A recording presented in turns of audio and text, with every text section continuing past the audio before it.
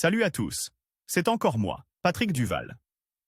Je vous rappelle que sur ma chaîne, je parle de tout ce qu'on peut faire soi-même. Abonnez-vous si vous aimez bricoler, il y aura plein de choses intéressantes. Et maintenant, passons directement au sujet de cette vidéo. Les habitants de maisons privées et de dacha cuisinent souvent en été sur un réchaud à bois extérieur qui permet de se débarrasser des branches issues de la taille du jardin. Il est pratique pour faire des confitures et d'autres préparations hivernales. Si vous ne disposez pas encore d'un tel réchaud, vous pouvez le fabriquer à partir d'une bouteille de gaz. La conception proposée du réchaud est toujours utile et le fait qu'il fonctionne comme un four. Matériel, bouteille de gaz de 27 litres, tuyau en acier de 125 mm, charnière de porte soudée, 4 pièces loquet de porte 2 pièces, tôle d'acier 4 mm, barre de 6 mm. Processus de fabrication d'un réchaud à partir d'une bouteille.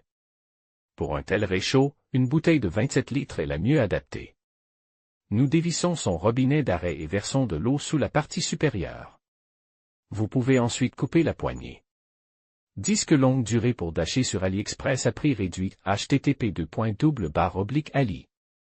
Pub 61 bj. Ensuite, vous devez nettoyer le cylindre de la peinture. Prenez ensuite un tube d'acier de 125 mm d'épaisseur et tracez le contour de la partie supérieure du cylindre. Découpez ensuite un trou le long de ce contour. Ensuite, marquez les deux grandes portes sur le cylindre. Découpez-les, mais pas jusqu'au bout. La distance entre les portes est de 125 mm. Pendant qu'elles sont encore en place, soudez les charnières et les loquets des portes.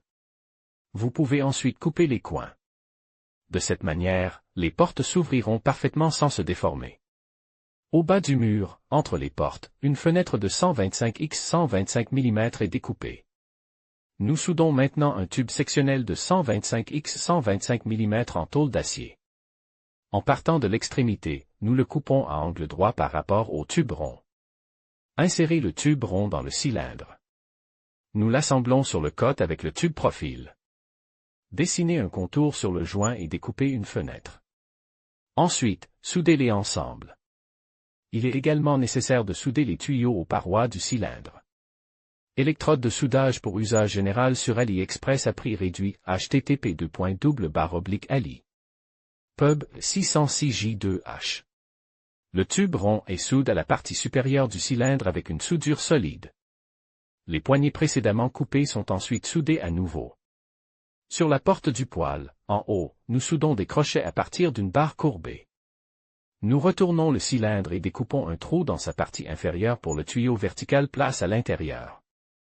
La cuisinière est ensuite peinte avec une peinture résistante à la chaleur.